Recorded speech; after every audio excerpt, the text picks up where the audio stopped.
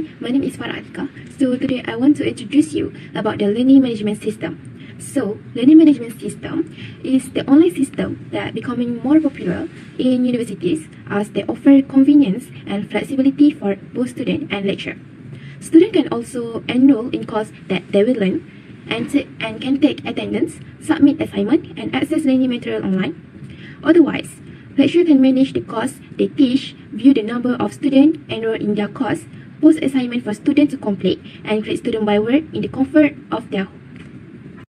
So they have a problem statement with the current learning management system. It's difficult to make record like entering data for student, lecturer, course, and other related data. Secondly, it's difficult to manage data that hard to make modification like add, update, or delete.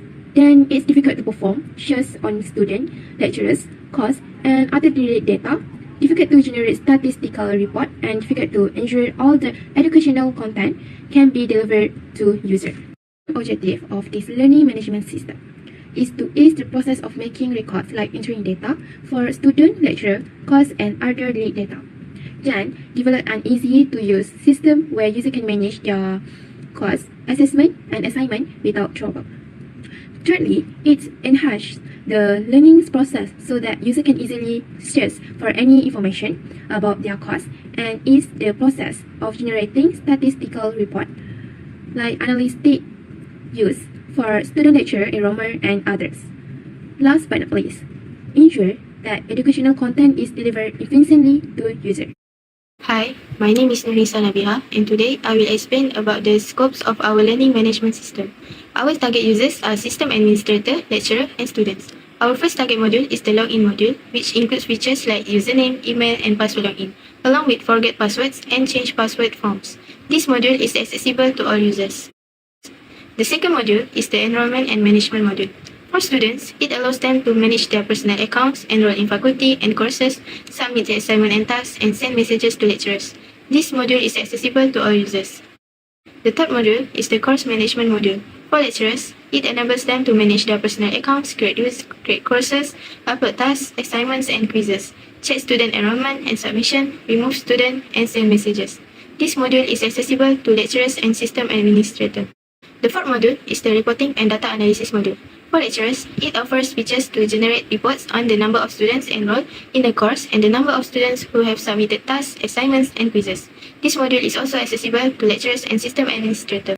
The system will help students and lecturers manage their courses, subjects, activities, and all other related learning content. There are a lot of special features in this system. First of all, students can leave their feedback below their submission. This allows the lecturer to track the progress of students and ease the communication between the students and the lecturer. Meanwhile, students can also upload new information in the course they enroll in. The information can be accessed by all the students as well as the lecturer who has enrolled in the course. Hence, the interaction between students and lecturers can be improved efficiently. My name is Thomasin Casey. Now I want to explain about the ERD and the business rules of our learning management system. So in our system, we have 9 entities. First of all, the lecturer and subject will have a relationship in it, which is many-to-many. And as we know that many-to-many will generate a bridge table that link between the both table. So the class table would be the bridge table that link to the lecturer and subject table. A lecturer can create one or many classes with a certain subject, and a class with a certain subject also can be created by one or many lecturers. And by creating a class, students can enroll into one or many classes that are taught by a lecturer, and a class that is taught by a lecturer also can enroll by one or many students. A lecturer in a class can create one or many items, and an item can only be created by one lecturer in a class. An item can have one or many submissions, which allows students to submit their tasks, and the submission only belongs to one item. A submission contains one or many files that have been uploaded by student or lecturer, and the file only belongs to one submission, which means that a submission can only belong to either one student or one lecturer.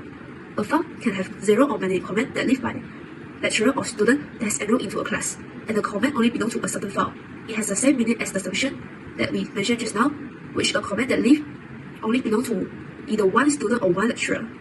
And of the table inside this ERD, we only use dash line to link all of them. This is because the relationship between the table only use foreign key to link. For foreign key, it considered as a weak relationship, so we use dash line to link rather than using solid line.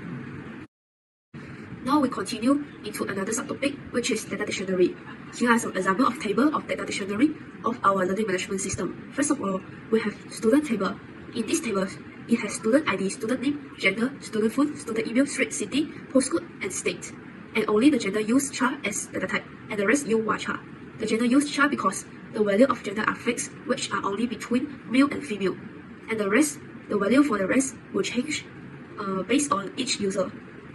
So only the student email accept null value and the rest cannot accept null value. And only the student ID, student phone, student email should be in unique value. And student ID has chosen as the primary key for this table. And another one of the table is subject. In this table, we have only two attributes, which is subject code and subject name. And all of them using varchar as data type. And they also cannot accept null value and should be unique. And the subject code will choose as the primary key for this table. And for the lecturer table, we have lecturer ID, lecturer name, lecturer phone, lecturer email, and positions. And all of them also using varchar as data type. And also the lecturer email can accept null value and the rest cannot. And only lecturer ID, lecturer phone, and lecturer email should be in unique value. And the lecturer ID is chosen as the primary key for this table. Here are some of the examples of data definition language. To create a student table, we put various columns to store essential information about students, such as student ID, student name, gender, student phone, student email, street, city, postcode, and state. For table subject, we create a table to input information for subject code and subject name. This is some of other examples for create table. For table submissions, it was created to track submissions. It includes primary key column, submission ID for unique identification. The submission start date time and submissions end date time column store timestamps for the start and end times of each submission. The item ID column is a foreign key referencing the item table's primary key, establishing a link between submissions and items. Next is the comments table. The comments table is created to manage comments. The table includes a primary key column, comment ID for unique identification, and a comment date time. Columns to store timestamps for when each comment is made. Ensuring these values are always present, the file ID column acts as a foreign key, referencing the file submit table's primary key, establishing a relationship between comments and submitted file. The management system can update statement in the table profile, such as we can update comment, class, item, and lecturer table. Here is an example of a DML update statement where we update the item table. For example, we want to update or change the data practice 2 to practice 1 within the item description column, and we also want to change the data from week 2 to week 1 under the title column within the item table, where the item ID is 1003. Also, we can delete the statement in the table, but not all table can delete. For example, like comment, file submit, item, and submission table only. And so here is another example of a DML delete statement where we want to delete a submission ID within the submission table. So instead of deleting the whole submission table, we can specify the data that we want to delete by using the keyword where submission ID, which is the column that we want to delete the data under, equals to sub005, which is the data that we specifically want to delete. So now we have an example of DML select unary operation. With using the select unary operation, we can display all data that is related to week 2 under the title column only. So irrelevant data such as week 3, 4, and so on will not be displayed, as only week 2 is selected. So now here is another example of DML select unary operation, where we want to display only the subject name within the subject table. Instead of using the asterisk or star key, we need to specifically select only the subject name column from the subject table. This will allow for only the selected column to be displayed. So now we have an example of DML select aggregation and grouping operation, where we calculate the amount of students using the keyword count, and so this will display the total number of data within the student table, and we will then rename the display column as total number of students by using the keyword as.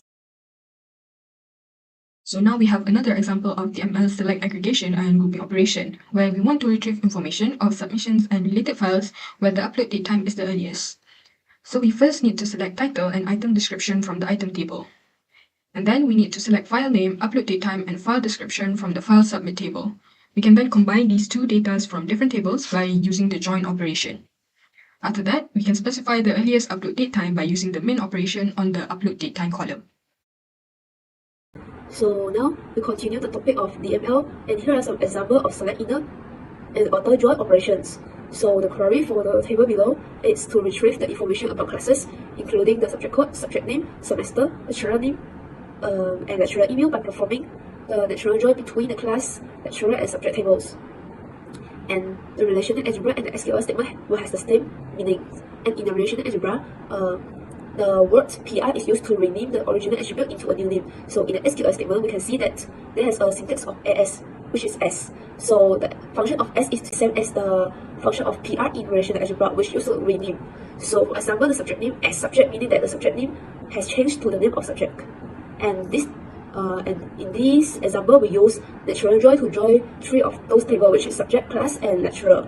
So in the table below, is the place that the lecturer informations and also the subject that taught by each lecturer. So here is another example of select inner and outer join operations.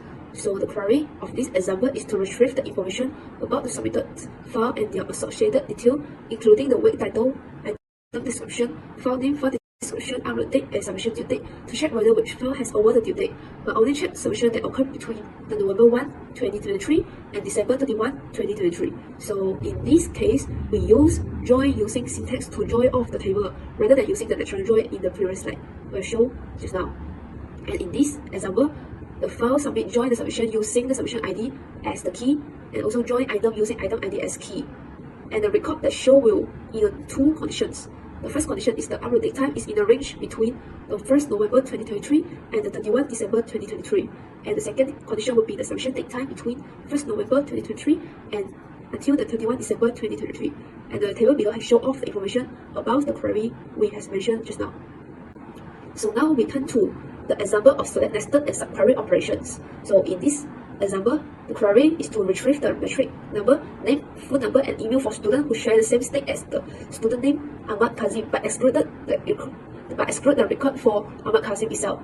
So for the relational algebra and SQL statement, we retrieve the information in the table of student, and the condition would be the state that belongs to the student name Ahmad Kazim. But we will show the information of Ahmad Kazim. We will show the student that other than Ahmad Kazim but have the same state as him. So the table below will show all of the information about the student that has the state that's same as the Ahmad Kazim. So here is the second example of select nested and subquery operations. So the query is to retrieve the information about a lecturer, specifically their ID, name, and email, who has taught the subject linear algebra. And for the relational algebra and SQL statement, this example retrieves the information from the table of lecturer, and the condition would be the subject name equal to linear algebra from the table of subject. But before we get this condition, we have to link to the table of class. This is because the lecturer table and the subject table don't have the same attribute to link each other. So in this case, we have to use class as a middle that links to both of them, which the class table will contain both common attribute between the two tables. So the table below will show the lecturer that teach the subject of linear algebra. In conclusion, our exploration into the challenge faced by online learning management system, as universities increasingly embrace the convenience and flexibility offered by learning management system, it's become imperative to address common issues that faced by both student and lecturer.